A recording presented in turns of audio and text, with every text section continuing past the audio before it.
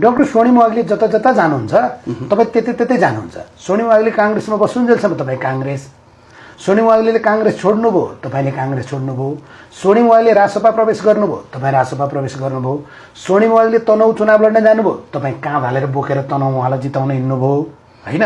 अहिले त्यसैको प्रतापमा तपाईँले टिकट पाउनुभयो।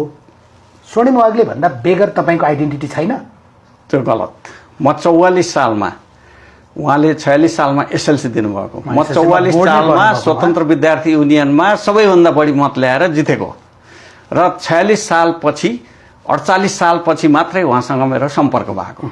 अहिले त तपाईँको व्यावसायिक साझेदार पनि हो होइन उहाँ? होइन, व्यावसायिक साझेदार हुनु हाइड्रो विभिन्न ठाउँमा होइन। हाइड्रोमा त अब कोही व्यक्ति कहाँ कतिको सेयर हाल्ने कुरालाई तपाईँहरूको सम्पत्तिको स्रोत वैध छ भने हामी दुईजना पार्टनर हौँ भने भइहाल्छ। होइन, त्यसमा संलग्नता त हामी 48 सालदेखि जोडिया छौँ। यो आजको विषय होइन, यो रासोपा छिरेपछिको विषय पनि होइन।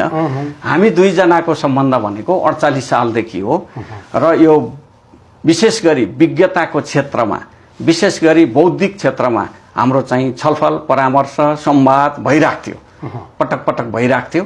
र अनि यति धेरै पहिचान भएको मान्छे सोनिम वाग्लेमा लिएर गएर तोम शरणम चाहिँ किन गराएको? होइन, म त नागढुङ्गा सुरुङ मार्गमा आयोजना निर्देशकको भूमिकामा थिएँ। मैले छोड्न मिल्दैन थियो त्यति बेला, म राजनीतिमा सक्रिय रूपमा हिँड्न मिल्दैन थियो, ठुलो भूमिकामा थिएँ म। त्यो जिम्मेवारी सकेपछि, जब मैले त्यो जिम्मेवारी सकेँ त्यसपछि म